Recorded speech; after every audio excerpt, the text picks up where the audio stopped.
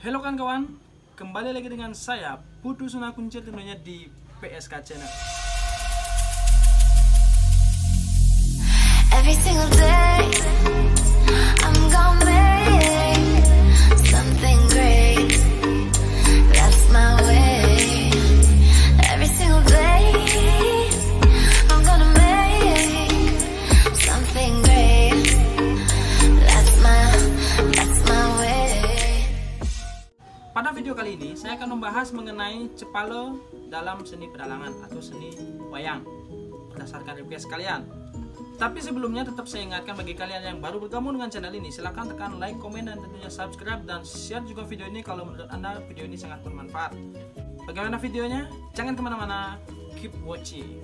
Jadi cepalo ini tentu tidak asing ya bagi kalian yang memang sudah menikmati wayang, baik kalian memang sudah terjun di dunia pedalangan maupun yang sempat melihat pertunjukan wayang. Karena cepalo ini sangat berfungsi dalam pertunjukan wayang.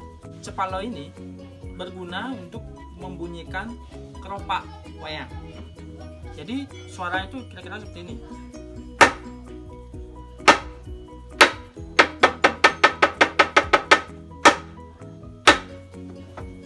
Kira-kira seperti itu. Nah, adapun fungsi dari cepalo itu sendiri, yang pertama fungsinya itu sebagai tanda atau penanda. Itu untuk menandakan mulai dan selesai itu biasanya. Kemudian yang kedua, cepalo ini juga berfungsi sebagai titik dan koma pada percakapan wayang. Misalnya, singa dingani kakak dekang kadiang kenapa hari wijih lingani ke sakit meya, begitu dan seterusnya. Sedangkan pada titik biasanya menggunakan pola seperti ini. Kemudian cepalo juga berfungsi memberikan aksen kepada wayang ketika wayang menari. Contohnya itu pada Bapang Delem. Sedangkan ada tarian Delem ya, di mana di sana cepalo ini sangat berfungsi untuk memberikan aksen. Jadi dia sebagai pengganti dari kenang kalau di kerawitan. Jadi ketika dia bergerak, nah seperti itu. Kalau enggak isi cepalo kayaknya kosong gitu, maka diisi dengan cepalo menggantikan kenang. Kadak-kadak, kadak-kadak, kadak-kadak. Nah itu misalnya, itu contoh. Kemudian cepalo juga berfungsi sebagai penambah suasana.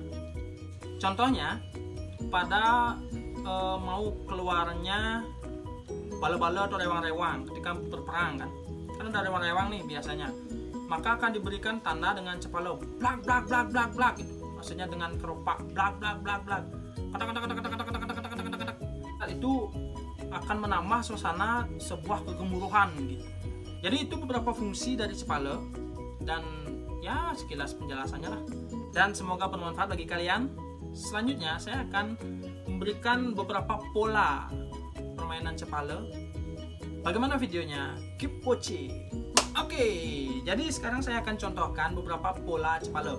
Nah, di mana cepalo pada pertunjukan wayang kulit, khususnya Sukawati, ini karena saya pada pertunjukan wayang style yang lain saya belum begitu tahu, maksudnya belum mendalami, jadi saya kurang tahu, takutnya saya salah. Jadi saya memberi batasan pada pola pertunjukan Sukawati, pertunjukan wayang Sukawati.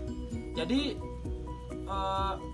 permainan cepalo itu kan ada dua ya, ada tangan dan kaki.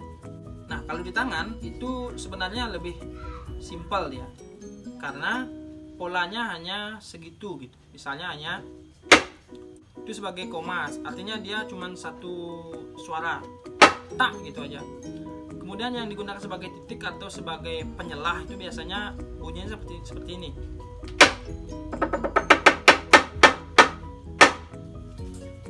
Itu. Jadi ada beberapa pukulan yang mempunyai volume yang berbeda, kemudian mempunyai kekuatan pukulannya yang berbeda sehingga menghasilkan suara seperti itu. Ritmenya itu dari cepat ke pelan, dan volumenya dari kecil ke keras gitu. Contohnya seperti ini.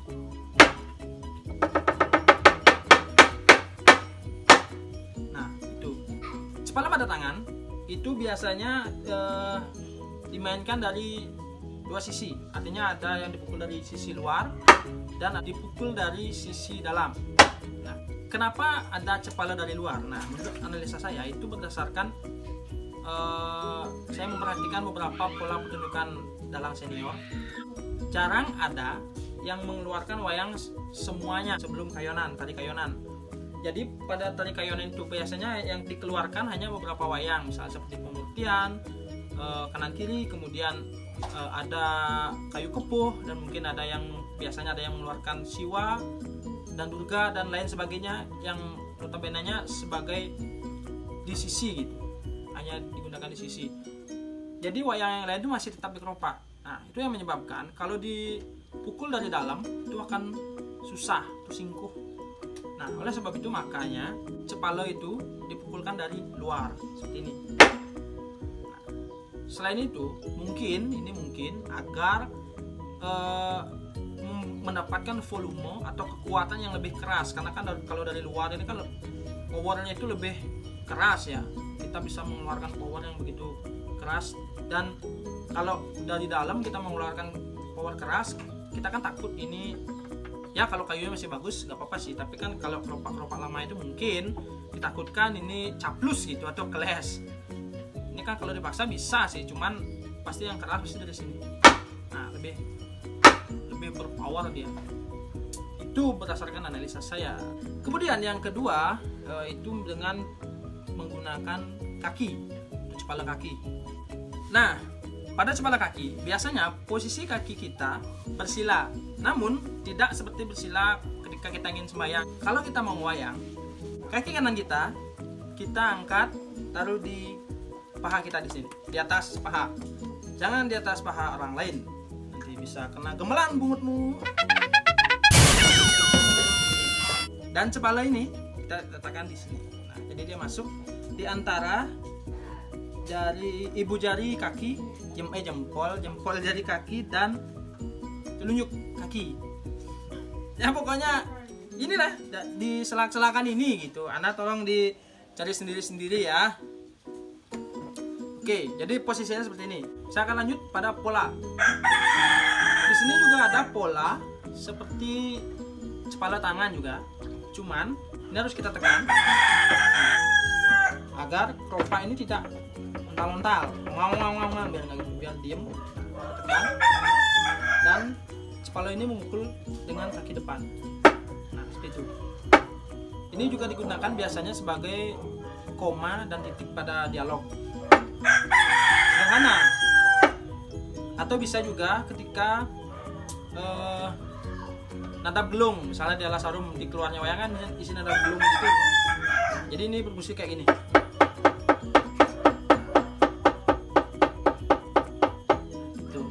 Itu pola yang pertama, simple.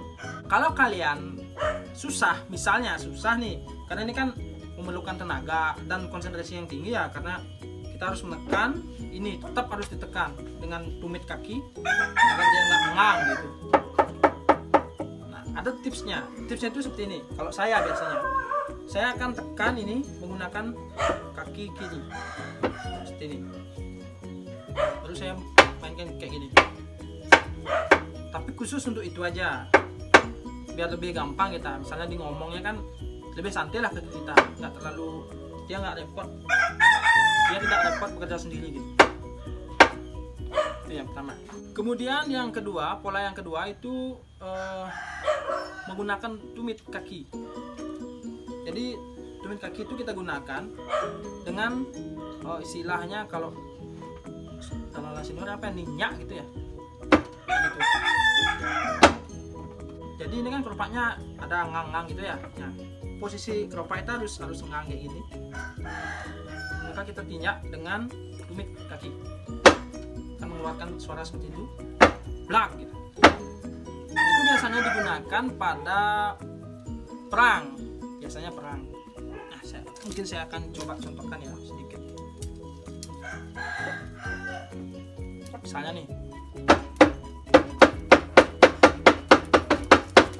nah misalnya kayak gitu. Jadi dia berfungsi sebagai memberikan aksen pada pukulan.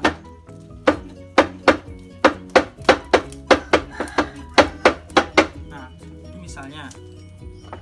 Itu pola yang kedua. kedua. Kemudian yang ketiga, ini juga ada perpaduan antara pola 1 dan pola 2. Itu dengan tak dan blak gitu. Polanya simple seperti ini. Nah, tapi dia agak cepat. Contohnya seperti ini.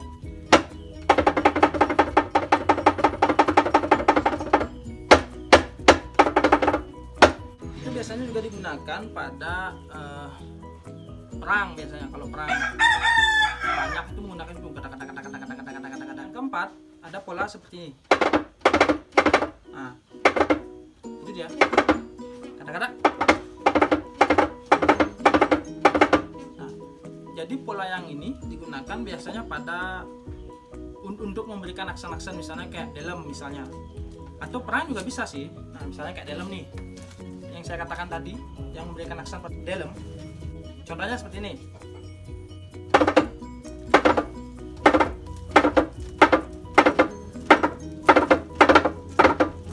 Nah, sana ketika dalam itu menari, nyokroh itu, di sana dia diberikan aksen dengan kata-kata.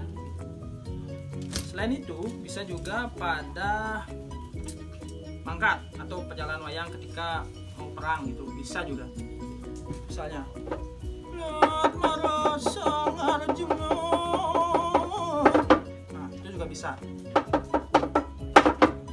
Jadi mengesankan bahwa dia tergesa-gesa ingin maju gitu misalnya. Contoh lagi sekali.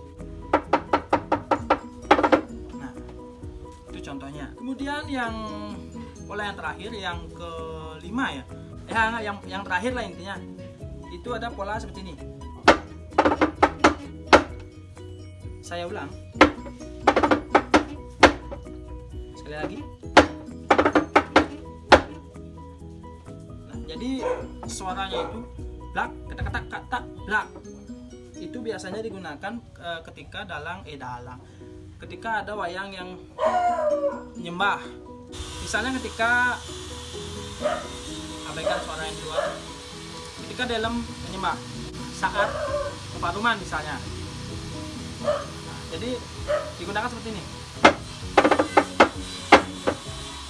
Nah, itu yang saya tahu sih. Cuman ada juga yang seperti ini. Nah, jadi ada blak, kata-kata, blak, atau blak, kata-kata, blak, ada. Cuman secara lengkap yang saya tahu. Oke. Kemudian ini ada request teman ya mengenai tutorial belajarnya. Sebenarnya cara belajarnya itu satu, yang penting kita tahu dulu polanya seperti apa. Kemudian dicari pelan-pelan. Misalnya kayak yang tadi itu, yang terakhir misalnya yang kata-kata blak yang itu tuh, blak, kata-kata blak yang itu.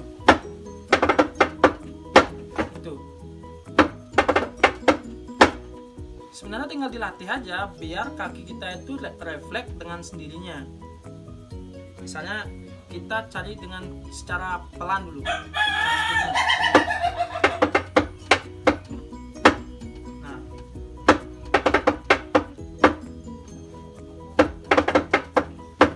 kemudian ini juga ada tips dari guru saya dulu. Itu katanya untuk menyinkronkan tangan dengan kaki, kita harus langsung coba dengan wayang, jangan hanya kaki aja. Jadi agar tangan dan kaki kita sinkron. Misalnya ketika jalan, itu ketika sudah sinkron, maka dengan sendirinya ketika wayang itu jalan, kaki kita akan mengikuti. Itu harus dicoba secara terus menerus, maka kan dengan sendirinya dia akan refleks seperti itu. Ada juga tips cara latihan lain. Ini yang diberikan oleh salah satu guru saya juga dulu di Kokar.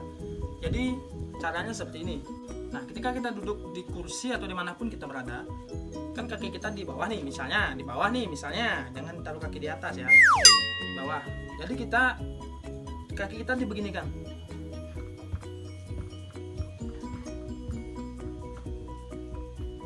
Nah, terus menerus seperti itu, agar dia mempunyai kelenturan gitu, biar nanti ketika kita menyepala itu nggak kaku kaki kita.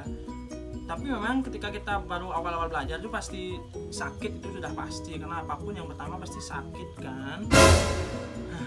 Jadi itu video mengenai cepalo dari saya.